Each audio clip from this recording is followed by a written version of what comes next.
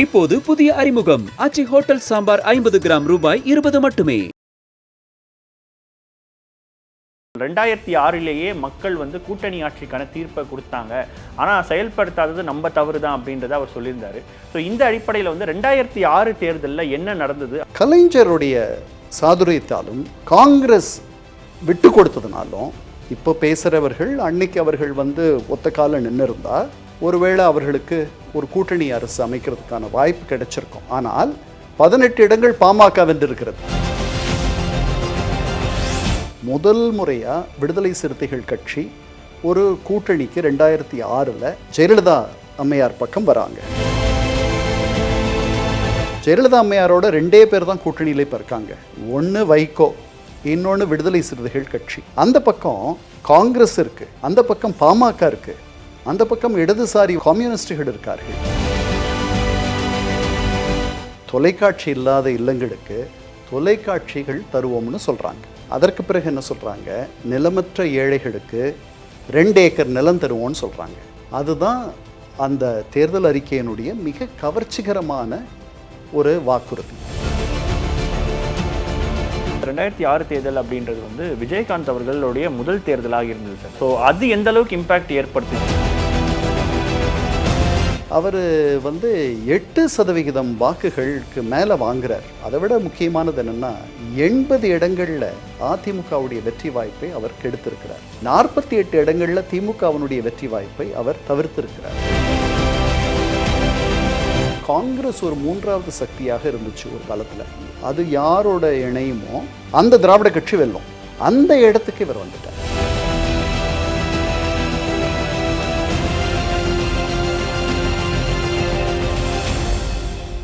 மின்னம்பலம் நேயர்களுக்கு வணக்கம். நான் விஷால் பொலிவர். இன்றைய நேர்காணலில் நம்மோடு இணைந்திருக்கிறார் ஐநாவின் முன்னாள் அதிகாரி மற்றும் அரசியல் ஆய்வாளர் திரு கண்ணன் அவர்கள். வணக்கம் சார்.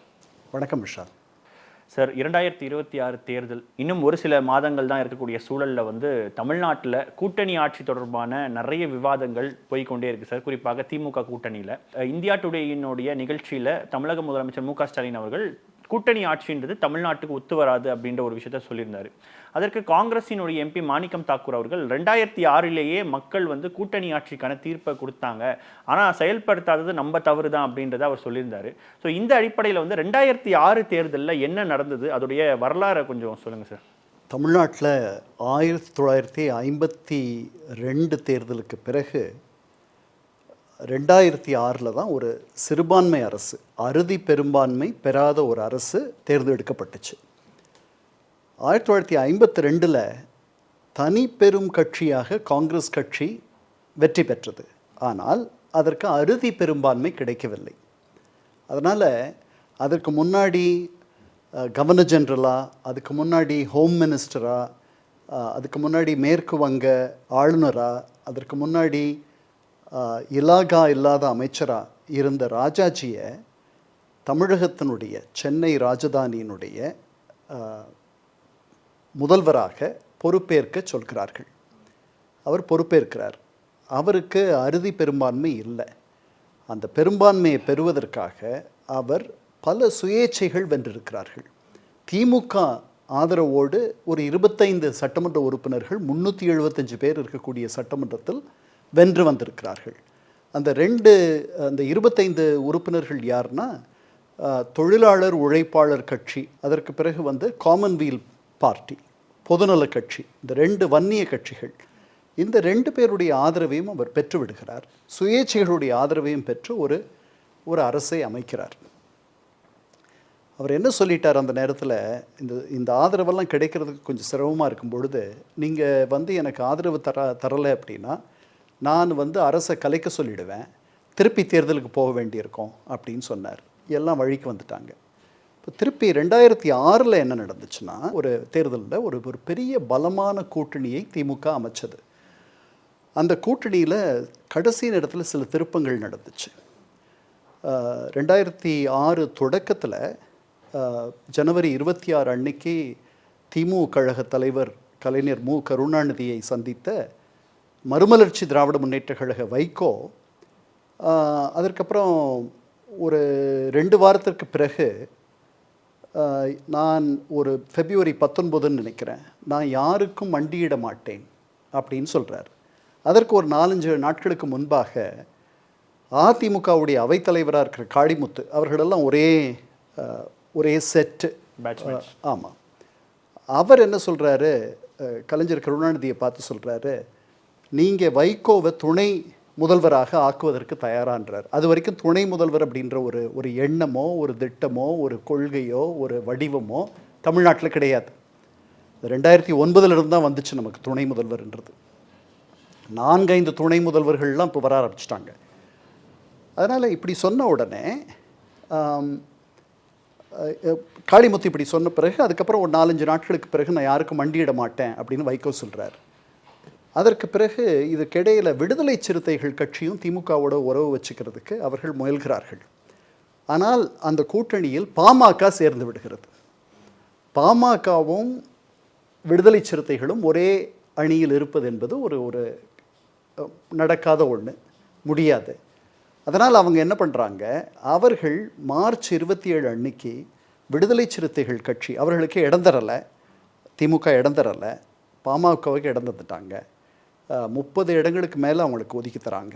18 இடங்களை அவங்க பின்னாடி வெல்வாங்க. இவங்க இந்த பக்கம் வந்துடுறாங்க. முதல் முறையாக விடுதலை சிறுத்தைகள் கட்சி ஒரு கூட்டணிக்கு 2006 ஜெயலலிதா அம்மையார் பக்கம் வராங்க. அது வந்த கொஞ்ச நாளைக்கு பிறகு என்னை அழிக்க பார்த்தார்கள், என் இயக்கத்தை அழிக்க பார்த்தார்கள்னு சொல்லிட்டு வைகோ இந்த பக்கம் வந்துடுறார். அதற்கு முன்னாடி 23 இடங்கள் வரைக்கும் அவருக்கு தர்றதா திமுக சொல்லுது. ஒரு 2-3 இடங்களில் இவர் அது எனக்கு வேணும்னு உறுதியாக நிற்கிறாரு. அந்த இடங்களை அவங்க தரப்போகிறது இல்லை, அதுக்கு பதில் வேறு மாற்றி தரோன்னெலாம் சொல்கிறாங்க. இல்லை எனக்கு அதுதான் வேணும் அப்படின்ட்டு அவர் பிறந்த தொகுதி பக்கத்தில் இருக்கிற இடங்களெல்லாம் அவர் கேட்குறார். ஆனால் உண்மையான காரணம், அவர் விலகி போனதற்கான காரணம், அங்கே 23 கொடுத்தாங்க, அதை வேண்டான்னு சொல்லிட்டு கடைசி நேரத்தில் பிரிஞ்சு இங்கே வந்துடுறார். இங்கே 35 இடங்கள் தராங்க ஜெயலலிதா அம்மையார். ஜெயலலிதா அம்மையாரோட 2 பேர் தான் கூட்டணியில் இப்போ இருக்காங்க. ஒன்று வைகோ, இன்னொன்று விடுதலை சிறுத்தைகள் கட்சி. அந்த பக்கம் காங்கிரஸ் இருக்குது, அந்த பக்கம் பாமக இருக்குது, அந்த பக்கம் இடதுசாரி கம்யூனிஸ்டுகள் இருக்கார்கள், அந்த பக்கம் முஸ்லிம் லீக் இருக்குது. அது ஒரு பெரிய பலமான கூட்டணி. அதனால் நிறைய இடங்களில் திமுக நிற்க முடியல. திமுக நிற்கிற இடங்கள் 1980 அவர்கள் ஒரு 114 இடங்களில் நின்னாங்க. அதற்கு அடுத்து குறைவான இடங்கள் இப்போ நிற்கிறாங்க. அப்போது ஆனால் அறுதி பெரும்பான்மை வந்துரும்ன்ட்டு கலைஞர் நினைக்கிறார். அதே மாதிரி ஜெயலலிதா அம்மையாரும் தனக்கு இந்த தேர்தல் ஒரு வெற்றியை தரும் அப்படின்னு அவங்களும் நினைக்கிறாங்க. ஏன்னா அவங்க இப்போ அந்த 2001 2006 அவங்களுடைய அதிரடி ஆட்சியை நீங்கள் பார்த்தீங்கன்னா அதில் தான் சந்தன வீரப்பன் சுட்டு கொல்லப்படுறது நடக்குது, அவர்களுடைய ஆட்சியில் தான். அந்த ஆட்சியில் தான் ஜெயேந்திரர் கைது அது நடக்குது. அந்த ஆட்சியில் தான் பல லட்சக்கணக்கான அரசு ஊழியர்கள் ஒரே நாளில் வீட்டுக்கு அனுப்பப்பட்ட வேதனையும் நடந்துச்சு. இறுதி வரைக்கும் அதில் உறுதியாக அவர்கள் இருந்து சில பேர் கடைசி வரைக்கும் எடுத்துக்க மாட்டேன்ட்டாங்க. உச்சநீதிமன்றம் சொன்ன பிறகும் ஒரு 6000 பேர் எடுத்துக்கலன்னு நினைக்கிறேன். இவ்வளவும் நடந்துச்சு. அதனால் அது ஒரு அதிரடி அரசாக இருந்துச்சு. ஆனால் பலமான கூட்டணி இல்லை. மதிமுகவும் விடுதலை சிறுத்தைகளையும் மட்டும் வச்சுக்கிட்டு அதிமுக ஒரு பெரிய எதிரில் இருக்கிற ஒரு கூட்டணியை சந்திக்குது. ஆனாலும் அப்போவும் அவங்க என்ன சொல்கிறாங்க, இதுதான் நம்முடைய பாரம்பரிய எதிரிகளோடு நாம் சந்திக்கும் இறுதி போராக இருக்கும் என்று எண்ணுகிறேன் அப்படின்றாங்க. நமது பாரம்பரிய எதிரிகளோடு நாம் போராடும் இறுதி போராக இது இருக்கும் என்று நான் எண்ணுகிறேன்னு சொல்கிறாங்க. இதை பற்றி கலைஞரவட்ட கருத்து கேட்குறாங்க. அதான் அந்த அம்மாவுடைய பண்பை காட்டுது அப்படின்னு அவர் சொல்கிறார். தேர்தல் பிரச்சாரம் நடக்குது. நல்ல நிர்வாகம் தருவேன்னு சொல்லிட்டு அந்த அம்மையார் அவருடைய தேர்தல் அறிக்கையில் சொல்கிறார். இவங்க என்ன சொல்கிறாங்க, இலவச கேஸ் அடுப்புகள் தருவோம் அப்படின்றாங்க. அப்புறம் தரமான அரிசி பொது விநியோக திட்டத்தில் 2 ரூபாய்க்கு தருவோன்றாங்க. நெசவாளிகளுக்கு இலவச மின்சாரம்னு சொல்கிறாங்க. அதுக்கப்புறம் சொத்து பேரில் அடமானம் வைத்து கடன் வாங்கியிருக்கிற விவசாயிகளுடைய கடன்களை தள்ளுபடி பண்ணிடுவோன்றாங்க. அதுக்கப்புறம் பெண்களுக்கான திருமண உதவி திட்டம்னு ஒன்று இருந்துச்சு, அது இடையில நின்று போச்சு, அதை திருப்பி நாங்கள் தொடர்ந்து நடத்துவோம் அப்படின்னு சொல்கிறாங்க. இதுக்கிடையில் தேர்தல் நடக்குது. இந்த தேர்தல் முடிவுகள் வருது. இந்த தேர்தல் முடிவுகள் வரும் பொழுது 61 இடங்களில் அதிமுக வெல்கிறது. வெறும் 6 இடங்களில் மட்டுமே மதிமுக வெல்கிறது. மறுமலர்ச்சி 35 தொகுதிகள் நின்று வெறும் 6 தொகுதிகளை மட்டுமே அவர்கள் வெல்கிறார்கள். விடுதலை சிறுத்தைகள் கட்சி 9 இடங்கள் நிற்கிறாங்க, 2 இடம் தான் வெல்றாங்க. அதனால் இது ஒரு ஒரு அதிருப்தியான ஒரு முடிவு தான். ஆனால் எதிரியும் பெரிய அளவில் வெல்லலை. திமுக அறுதி பெரும்பான்மை கிடைச்சிரும்னு நினைக்கிறாங்க. அவங்க 128 இடங்கள் தான் நிற்கிறாங்க. அந்த 128 இடங்களில் அவங்களுக்கு கிடைக்கிறது வெறும் 96 இடங்கள் தான். 117-18 இடங்கள் கிடைச்சா தான் அறுதி பெரும்பான்மை. அது கிடைக்கல. இது முதன்முறையாக ஒரு சிறுபான்மை அரசாக வருகிறது. ஆனால் கலைஞருடைய சாதுரியத்தாலும் காங்கிரஸ் விட்டு கொடுத்ததுனாலும் இப்போ பேசுகிறவர்கள் அன்னைக்கு அவர்கள் ஒத்த கால நின்று இருந்தால் ஒருவேளை அவர்களுக்கு ஒரு கூட்டணி அரசு அமைக்கிறதுக்கான வாய்ப்பு கிடைச்சிருக்கும். ஆனால் 18 இடங்கள் பாமக வென்றிருக்கிறது. 96 அந்த 18 அப்புறம் வேறு சில பேருடைய உதவியோட திமுக ஆட்சி அமைச்சிருக்க முடியும். காங்கிரஸினுடைய உதவி தான் தேவை அப்படின்ட்டுலாம் ஒன்றும் கிடையாது. மதிமுக பாமக வெளியில் இருந்து ஆதரவு தராங்க, காங்கிரஸும் ஒத்துக்கிறாங்க. அரசில் இல்லைனாலும் கூட அவர்களுக்கு பல சலுகைகளை அப்போது இருந்த திமுக அரசு செய்ததாக அப்போது இருந்த காங்கிரஸ் சட்டமன்ற உறுப்பினர் ஒருவர் சொல்லியிருக்கிறார் என்கிட்ட.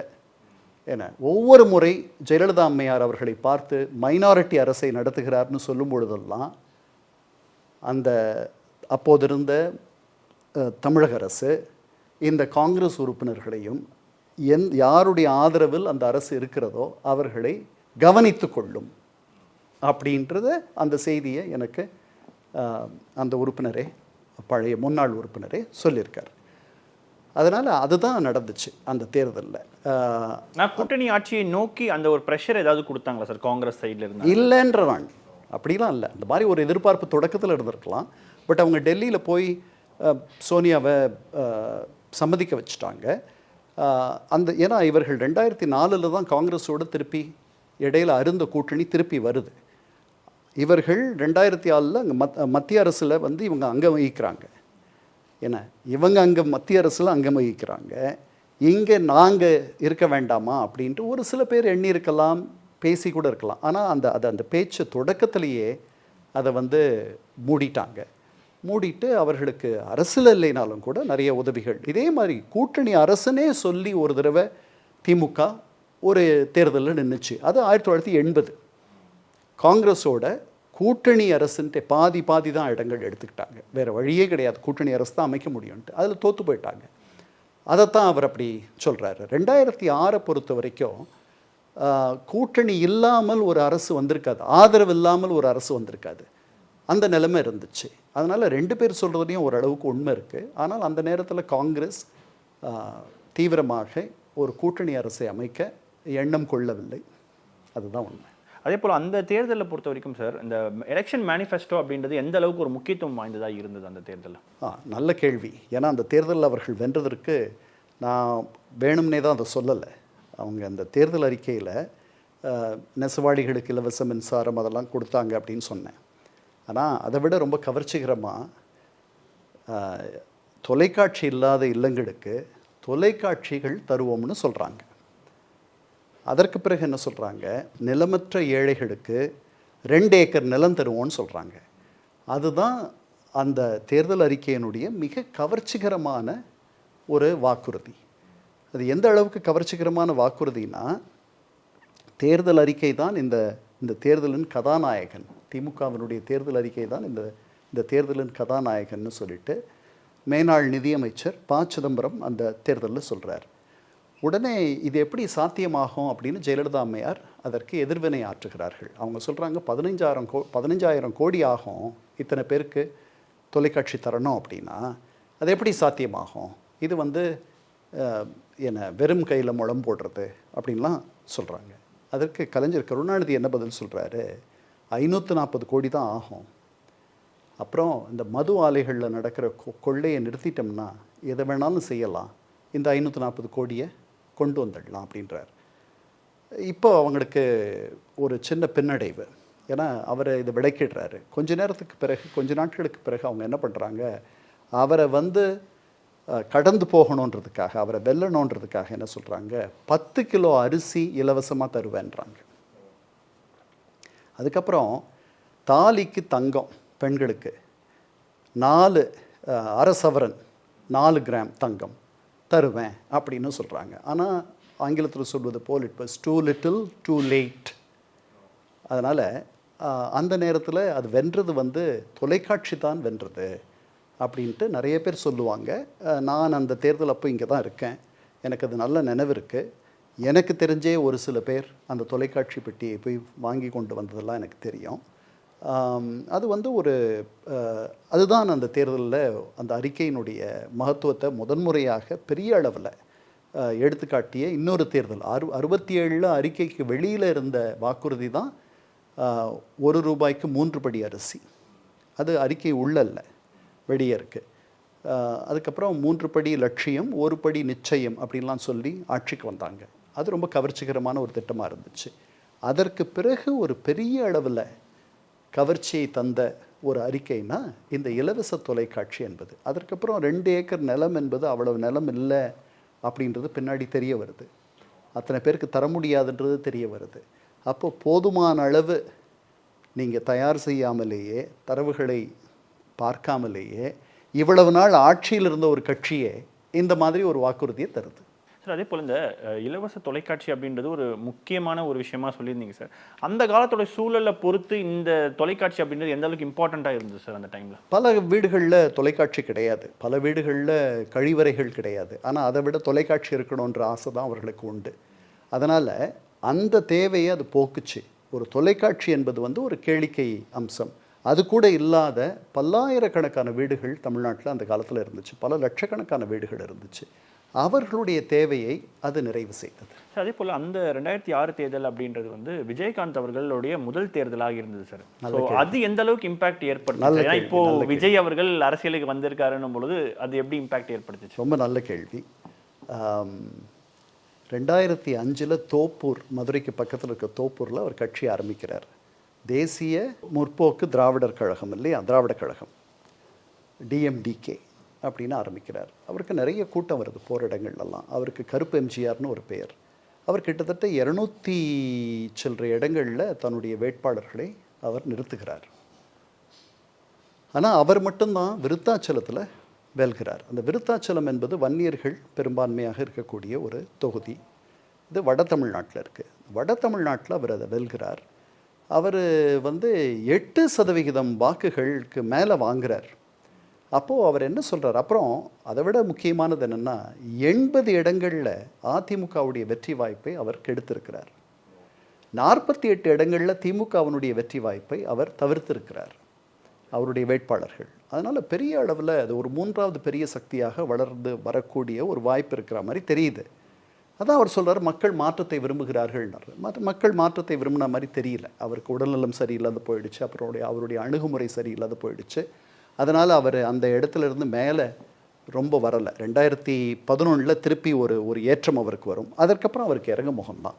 அதனால் நல்ல கேள்வி நீங்கள் கேட்டது. அவர் 3வது ஒரு பெரிய சக்தியாக போகிற இடங்களிலெல்லாம் அவர் வந்து அவருக்கு கூட்டம் வருவதும், இந்த தேர்தலுக்கு பிறகு அவரை திரும்பி பார்ப்பதும். அதாவது காங்கிரஸ் ஒரு 3வது சக்தியாக இருந்துச்சு ஒரு காலத்தில். அது யாரோட இணையுமோ அந்த திராவிட கட்சி வெல்லும். அதுக்கு டிஎம்கேவோட இணைஞ்சிச்சுன்னா திமுக வெல்லும். அது அதிமுகவோட வந்துச்சுன்னா அதிமுக வெல்லும். அந்த இடத்துக்கு இவர் வந்துட்டார் 3வது பெரிய கட்சியாக. அந்த தேர்தலுக்கு பிறகு எல்லாரும் அவரை வியந்து பார்க்க ஆரம்பித்தார்கள். அவர் என்ன சொன்னார், நான் பல நல்ல திட்டங்களை சொல்லியிருக்கேன், அதில் பெண்களுடைய திருமணத்திற்காக ஒவ்வொரு ஏழை பெண்ணனுடைய வங்கி கணக்கிலும் ₹10,000 முதலீடு செய்வது என்பது நான் சொன்ன திட்டம் அப்படின்லாம் சொல்கிறார். அதே போல் இப்போ விஜயகாந்த் அவர்கள் வந்து இப்போ விஜய்க்கு எந்த அளவுக்கு கூட்டம் இருக்கோ அதை விட அதிக கூட்டம் வந்ததாக வந்து நம்ம நிறைய காணொலிகள்லாம் பார்க்கணும் சார். பட் அப்படி இருந்துமே அந்த 8% ஓட்டுன்றது ஒரு கன்வின்சிங்காக இருந்துச்சா சார் அந்த டைமில்? இருந்துச்சு. தொடக்கத்திலேயே உங்களுக்கு அவ்வளவு 8% வாக்குகள் வாங்குறதுன்றது அவ்வளவு எளிதில்லை. அவருக்கு பெரிய கூட்டமெல்லாம் வந்துச்சு. இன்னும் கொஞ்சம் அவருக்கு 2011 இன்னும் ஒரு பெரிய ஏற்றம் வந்துச்சுன்னு நான் சொன்னேன். 10% மேலே வந்துச்சு. பட் ஆனால் கூட்டணினால் வந்துச்சு.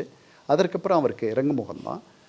அவர் இன்னும் கொஞ்சம் காலம் அவருக்கு நம்ம தந்திருந்து அவர் யாரோடவும் கூட்டணி வைக்காத தனியாகவே இருந்து தன்னுடைய கட்சியை வளர்த்திருந்தால் ஒருவேளை ஒரு 10-15 வருஷத்தில் அவருடைய கட்சிக்கு ஒரு ஏற்றம் வந்திருக்கும். ஆனால் அந்த பொறுமை வந்து கட்சியில் இருக்க பல பேருக்கு இல்லை. அதாவது கட்சியினுடைய தலைவருக்கு இருந்தால் கூட, இப்போ சீமான் இருக்கார், அவர் யாரோடவும் நான் கூட்டணி வச்சுக்க மாட்டேன்றார். இது வந்து எவ்வளவு நாளைக்கு நீடிக்கும்னு நம்ம பார்க்கணும். ஏன்னா அவரோடு இருக்கிற அவருடைய தலைமையை ஏற்றுக்கிட்ட ஒரு சிலராவது தாங்கள் சட்டமன்ற உறுப்பினர் ஆகணும், நாடாளுமன்ற உறுப்பினர் ஆகணும் அப்படின்ற எண்ணம் வரும். அந்த எண்ணம் வரும்பொழுது அவர் எப்படி திருப்திப்படுத்த போகிறாருன்றது இருக்குது. விஜயகாந்துக்கு அந்த இன்னும் கொஞ்ச நாள் அவகாசம் நம்ம தந்திருந்தோம்னா ஒருவேளை அந்த இடத்துக்கு அவர் வந்திருக்கலாம். 8% ஒரு பெரிய, அதாவது நீங்கள் திமுக எல்லாரும் தனித்தனியாக நின்னாங்கன்னா திமுகவோ அல்லது அண்ணா திமுகவோ ஒரு 20% மேலே வாங்கும். அதில் ஏறக்குறைய 10% வாங்குறாரு அவர். நேற்று தொடங்கி 2005 ஒரு கட்சியை தொடங்குறார், அடுத்த வருஷமே 8% வாங்குறதுன்றது பெரிய செய்தி இல்லையா? அத்தனை வேட்பாளர்கள் கிடைக்கிறாங்க நிறுத்துறதுக்கு, அதெல்லாமே பெருசு இல்லை. அதிமுகவை பொறுத்த வரைக்கும் 61 தொகுதியில் வெற்றி பெற்றது வந்து விஜயகாந்த் பிரித்த ஓட்டின் அடிப்படையில் நம்ம பார்க்கலாமா? இல்லைனா ஏன்னா 5 ஆண்டுகள் ஆன்டி இன்கம்பன்சிக்கு அப்புறம் இவ்வளோ பெரிய எதிர்கட்சி அப்படின்றது அப்போ ஒரு பெரிய அச்சீவ்மெண்ட்டாக சார்? அவங்களுடைய பலம் முதல்ல அவர்கள் ஜெயலலிதா அம்மையார் தோற்றுவதற்கு பலமான கூட்டணி அல்ல, அல்லது வந்து சமமான கூட்டணி இல்லைன்றது தான். அதை மீறி 61 இடங்கள் அவர்கள் வென்றதுக்கு வந்துட்டு அவர்கள் தந்த ஆட்சியில் சில பேர் அது நல்ல ஆட்சி இல்லைன்னு நினச்சாங்க, சில பேர் அதை வரவேற்றார்கள். அவர்களுடைய அதிரடி முடிவுகள், அதாவது இந்த வீரப்பன் பிரச்சனை வந்து ஒரு அளவுக்கு அவங்களால மட்டும்தான் அந்த முடிவுக்கு கொண்டு வர முடியும்னு நினச்சி பல பேர் இருந்தார்கள். அதுக்கப்புறம் அந்த பொது விநியோக திட்டத்தில் ஆனர் ரேஷன் கார்ட்ஸுன்னு சொல்லிட்டு கௌரவ அட்டைகளை அவங்க அறிமுகப்படுத்தினாங்க. அதாவது அந்த அட்டைகளை வைத்திருப்பவர்கள், இப்போ நான் வந்து அந்த அட்டை தான் வச்சுருப்பேன், எனக்கு அவங்க கொடுத்தாங்கன்னா இப்போ கூட ஒரு 60,000க்கு மேலே அந்த அட்டைகள் இருக்குது. இப்போ கூட அப்போ இன்னும் அதிகமான பேருக்கு தந்திருப்பாங்க. அவர்கள் வந்து மலிவு விலை சீனி வாங்க முடியாது, மலிவு விலை அரிசி வாங்க முடியாது, ரேஷனில் மானியத்தில் விற்கப்படுற பொருட்களில் மானியம் கிடைச்சி விற்கப்படுற பொருட்களை நம்ம மாதிரி என்ன மாதிரி ஆட்கள் வாங்க முடியாது. அது சில பேருக்கு ஒரு அதிருப்தியை கொண்டு வந்துச்சு. அரசு ஊழியர்கள் அவர் வந்து ஒரே நாளில் வீட்டுக்கு அனுப்புனது சில பேருக்கு அவர் மேலே அதிருப்தியை கொண்டு வந்துச்சு. ஆனால் அது வந்து முழுக்க அதிருப்தியான ஒரு அரசு, முழுக்க நிறைவான ஒரு அரசு அப்படின்னு சொல்ல முடியாத ஒரு நிலை இருந்துச்சு. அவருக்கு பலமான கூட்டணி தோழர்கள் அமையலை. 2 கட்சியும் வந்து பெரிய கட்சிகள் கிடையாது அவரோடு வந்தவர்கள். அந்த பக்கம் வந்து உங்களுக்கு காங்கிரஸ் ஒரு பெரிய கட்சி, வட மாநிலங்களில் பாமக வந்து ஒரு பெரிய சக்தியாக வளர்ந்து வரக்கூடிய நேரம், அதனுடைய உச்சம் அப்போ தான். அதற்கப்புறம் அதற்கு உச்சம் இல்லை. அதுக்கப்புறம் அது வந்து குறைஞ்சிட்டே வருது. 2009 அவங்க திமுக விட்டு இந்த பக்கம் வந்துடுவாங்க இலங்கை பிரச்சனையினால். அதனால் ஒரு பலமான கூட்டணி ஒன்று.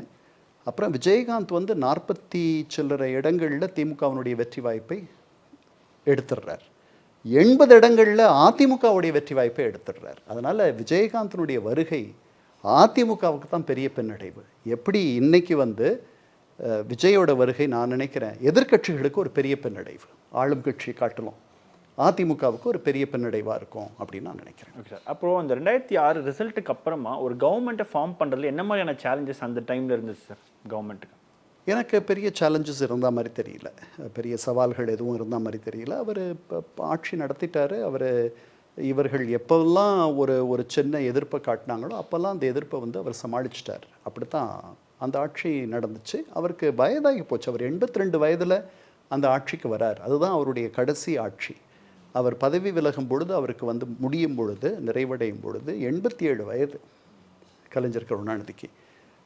82 வயதில் வரார். அதனால் அவர் ஆட்சியின் போது அவருடைய பணிச்சுமை, அவருடைய வயது, மூப்பு இதெல்லாம் கருதி அவர் 2009 நினைக்கிறேன் துணை முதல்வரை அந்த பொறுப்பை முதல் உருவாக்கி தமிழகத்திற்கு துணை முதல்வர் அப்படின்ற ஒரு புதிய பொறுப்பை, பதவியை, அது வந்து கான்ஸ்டியூஷனல் பொசிஷன் கிடையாது, அரசியலமைப்பு சட்டத்தில் அது இல்லை, நாம் உருவாக்கிக்கலாம்.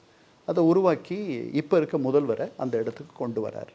பல பணிகளை அவரிடத்தில் ஒப்படைக்கிறார். அதனால் அவருக்கு மூப்பு என்பது தான் ஒரு பெரிய பிரச்சனையாக இருந்துச்சே ஒழிய காங்கிரஸ் ஒரு பிரச்சனையாக இருந்துச்சு, பாமக இருந்துச்சு. அவர்கள் அதிகார பகிர்வு என்பது இல்லைனாலும் கூட அதிகாரத்தால் அவர்களுக்கு என்னெல்லாம் கிடைக்குமோ அதெல்லாம் அவர்கள் அதிகாரத்திற்கு வெளியே இருந்து கிடைக்கிற மாதிரி அந்த அரசு பண்ணதா நம்பகமான செய்திகள் சொல்கின்றன. ஆனால் அதே போல் பாமக நிறுவனர் ராமதாஸ் அவர்கள் ஒவ்வொரு முறையும் அந்த கவர்மெண்ட்டில் அவங்க வந்து கூட்டணி இருந்தாலுமே அந்த கவர்மெண்ட்டை கிரிட்டிசைஸ் பண்ண மாதிரியான நியூஸ்லாம் நிறைய படிக்கிறோமே சார், அதெல்லாம் நடந்தது அந்த டைமில்? இல்லை, அவங்க வந்து தாங்க ஒரு பொறுப்பான எதிர்க்கட்சியாக நடக்கிறதா அவங்க காட்டிக்கிட்டாங்க. அப்புறம் ஒரு 3 ஆண்டுகள்லேயே அவர்கள் அந்த கூட்டணியிலிருந்து விலகிடுறாங்க. ஏன்னா இலங்கை ஈழ பிரச்சனையில் அவர்களுக்குள் கருத்து வேறுபாடு வந்துடுது. அப்புறம் இங்கே இருக்கிறவங்க அங்கே போகிறாங்க, அங்கே இருக்கவங்க இங்கே வராங்க, அதெல்லாம் நடக்குது. உங்களுக்கு 2011 தேர்தல் நம்ம பார்க்கும் பொழுது அது எவ்வளோ வித்தியாசமான ஒரு தேர்தல்ன்றதை நம்ம பார்க்க போகிறோம். ஆனால் அதற்கான இந்த 2006 இருந்து 2011 வரைக்கும் நடந்த தேர்தல் மூப்பின் காரணமாக ஒரு தளர்வு ஏற்பட்டு மிகப்பெரிய சிரமங்களை தமிழக மக்கள் சந்திக்க வச்சது. எப்படின்னா, தொடர்ந்து மின்வெட்டு. அந்த காலகட்டத்தில் எல்லாரும் அதை பற்றி மட்டும்தான் பேசுவாங்க.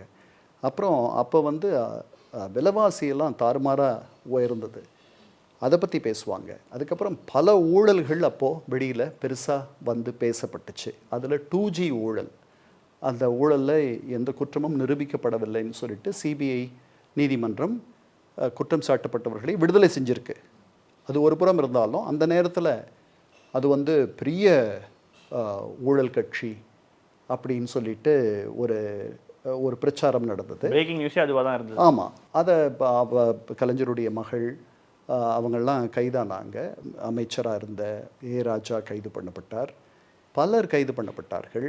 நிறைய தினசரி பரபரப்பாக வந்துட்டு எல்லாம் நீங்கள் சொன்ன மாதிரி தலைப்புச் செய்திகளாக அதுதான் வரும். அதெல்லாம் சேர்ந்து ஒருவேளை அதெல்லாம் சேர்ந்து அந்த காரணத்தினால 2011 தேர்தலில் திமுக பெரிய பின்னடைவை சந்திக்கும். அதை நம்ம பார்க்கலாம் பின்னாடி. ஆனால் 2006 2011 வரைக்கும் நடந்த அந்த நிர்வாகம் சிறுபான்மை அப்படின்றதுனால வந்து சிரமப்பட்ட மாதிரி எனக்கு தெரியல. நிச்சயமாக சார், தொடர்ந்து பேசுவோம். பல்வேறு கேள்விகளுக்கு மிக ஆழமாக பதில் தந்தமைக்கு நன்றி சார். இப்போது புதிய அறிமுகம் ஆச்சி ஹோட்டல் சாம்பார் 50 கிராம் ரூபாய் 20 மட்டுமே. மின்னம்பலம்.com, தமிழின் முதல் மொபைல் பத்திரிகை.